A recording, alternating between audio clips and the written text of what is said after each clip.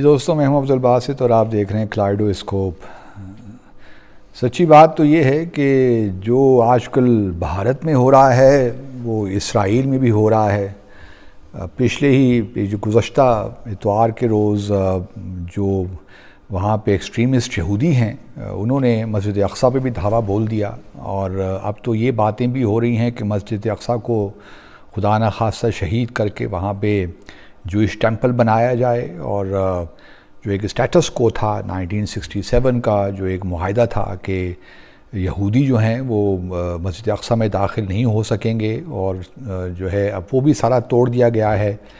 تو ایک عجیب سا طرفہ تماشا ہے۔ اور دوسری طرف ہم دیکھ رہے ہیں کہ بھارت میں جو مختلف مساجد ہیں ان کے بارے میں کنٹروورسیز شروع کر دی گئی ہیں، چاہے وہ گیان واپی مسجد ہو وارانسی میں، یا اتر پردیش میں ہی زیادہ تر پرابلمز ہیں، جہاں پہ جو ہیں اپنے آدتیہ ناتھ جو ہیں یوگی آدتیہ ناتھ ان کی حکومت ہے، اور اسی طرح کاشی متھرا میں جو ہے ایک مسجد، اس کی بات بھی ہو رہی ہے کہ اس کو بھی مسمار کیا جائے، شہید کیا جائے، اور اس پہ بھی ٹیمپل جو ہندو گردوارے بنائے جائیں۔ تو یہ بالکل مماثلت ہے جو بھی بھارت میں ہو رہا ہے اور جو اس وقت خاص طور پہ ایسٹ یروشلم میں ہو رہا ہے۔ اور میں خراج سلام ہے فلسطینیوں کو جو کہ اسرائیلی جو قابض فورسز ہیں ان کے سامنے ایک آہنی دیوار کی طرح کھڑے ہیں، اور وہ جمے ہوئے ہیں، وہ انہوں نے تو یہ ایک اس وقت، اور جو لوگ پاکستان میں یہ باتیں کر رہے ہیں کہ ہمیں بھارت کے ساتھ مذاکرات کرنے چاہیے، کشمیر کے معاملے کو بیک برنر پہ رکھ دینا چاہیے، اور پھر دوسری طرف اسرائیل کو تسلیم کر لینا چاہیے، تو یہ کیا ان کو یہ چیزیں نظر نہیں آ رہی کہ وہاں مسلمانوں کے ساتھ کیا ہو رہا ہے، اور کس طرح اسرائیل جو خاص طور پہ ایکسٹریمسٹ یہودی ہیں، کیا ان کا جنون ہے کہ انہوں نے مسلمانوں کے خلاف اس قسم کے جو ہے اقدامات وہ کر رہے ہیں۔ تو اور ان پہ کوئی یہاں بات ہی نہیں کرتا۔ پچھلے سنڈے اتوار کے روز تو بہت بڑا ان یہودیوں نے، شدت پسند یہودیوں نے ایک جلوس نکالا، انہوں نے اسرائیل کے جھنڈے ہاتھ میں پکڑے ہوئے تھے، اور وہ ڈیتھ ٹو عربس کہہ رہے تھے کہ مسلمان، ڈیتھ ٹو مسلمس۔ تو یہ جو ایک لحاظ سے ایک وہ موومنٹ وہاں پہ چل رہی ہے، اور بالکل وہی پیٹرن یہاں بھارت کی جو مودی سرکار ہے وہ نہ صرف بھارت کے مسلمانوں کے خلاف بلکہ کشمیریوں کے خلاف بھی یہ سارے اقدامات ہو رہے ہیں۔ تو اور چونکہ ہم دیکھ رہے ہیں کہ بہت سے خاص طور پہ مقبوضہ جموں اور کشمیر میں تو جامع مسجد جو ہے وہاں تو نماز بھی اب جمعے کی نہیں پڑھنے دی جاتی۔ اسی طرح اتر پردیش میں خاص طور پہ جس طرح وہاں کے مسلمان مسائل فیس کر رہے ہیں، ان پہ تو کوئی بات ہی یہاں نہیں کرتا۔ ہمارے پاکستانی جو لبرلز ہیں ان کو کیا ہو گیا ہے؟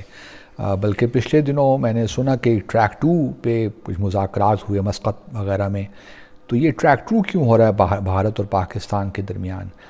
اس کی کیا کون لوگ ہیں جو اس میں انوالوڈ ہیں؟ ہمیں بھی دعوت دی جاتی ہے کہ آپ ٹریک 2 میں آئیے، لیکن اس وقت ٹریک 2 کی بھی کوئی ضرورت نہیں ہے۔ یہ تو بھارت نے اب فیصلہ کرنا ہے، اور پاکستان کے لوگوں نے بھی یہ فیصلہ کرنا ہے کہ آیا ہم اس جو بھارت نے کیا ہم اس کو ماننے کو تیار ہیں؟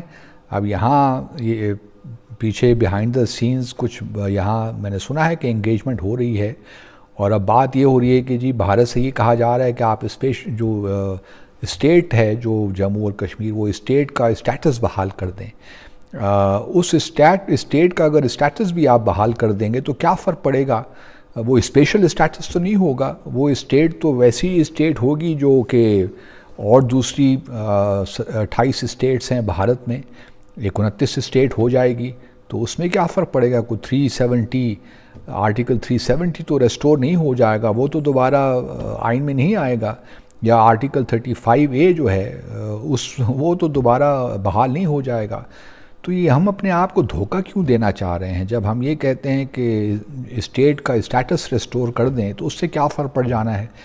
تو بالکل ایک قسم کا میں تو سمجھتا ہوں کہ اس وقت اس قسم کی باتوں سے کرنے سے بہتر ہے کہ آپ خاموش ہی رہیں، کوئی انگیجمنٹ کی ضرورت نہیں ہے، اپنا وقت لیں، اپنے اندرونی معاملات کو ٹھیک کریں اور پھر انگیج ہوں۔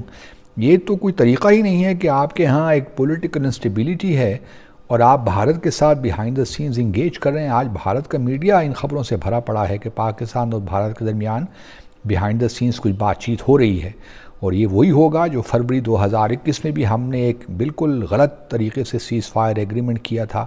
نہ اس کا کوئی موقع تھا اس وقت، نہ کرنا چاہیے تھا.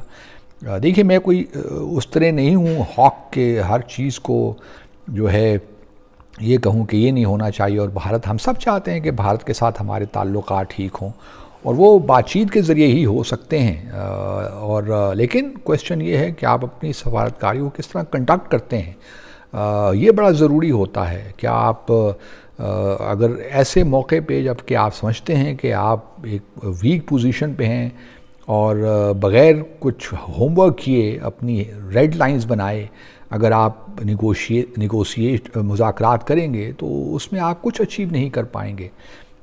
شاید آپ کو جو لوگ اس سارے انگیجمنٹ میں انوالوڈ ہیں ان کو پاکستان بھارت کی تاریخ کا علم ہی نہیں ہے، اور نہ وہ کشمیر کے بارے میں کچھ جانتے ہیں. اور جو آج کل مشرقی یروشلم میں ہو رہا ہے وہ ہم سب کے لیے، ہماری آنکھیں کھولنے کے لیے کافی ہے کہ کس طرح مسلمانوں کو ہر طرف سے دبایا جا رہا ہے. اور ہمارے یہاں پہ ایک طبقہ ہے جو کہ بولتا ہی نہیں ہے ان معاملات پہ. اور میں جانتا ہوں، ذاتی طور پہ جانتا ہوں کہ کون لوگ انوالوڈ ہیں، لیکن بہرحال نام لینے کا فائدہ کوئی نہیں. اصل چیز ریاست ہے کہ ریاست کو اس وقت یہ سوچنا چاہیے کہ اس قسم کی انگیجمنٹ ہماری انڈیا کے ساتھ کسی طور بھی ہمارے لیے فائدہ مند نہیں ہو سکتی. اور دوسری طرف جو لوگ یہ باتیں کر رہے ہیں کہ اسرائیل کو ہمیں تسلیم کر لینا چاہیے، خدارہ ان فلسطینیوں کا تو سوچ لیجئے جو کہ اس وقت آپ کے جو کہ اپنی جانوں کے نذرانے پیش کر رہے ہیں. مسجد اقصیٰ کی ہمارے لیے بڑی اہمیت ہے، کیا ہمیں کوئی اس کا احساس نہیں ہے؟ تو خدارہ ان چیزوں پہ غور کیجئے اور کوئی ایسا کام مت کیجئے، کوئی ایسا قدم مت اٹھائیے جس سے آپ کو بعد میں پریشانی کا سامنا کرنا پڑے. شکریہ.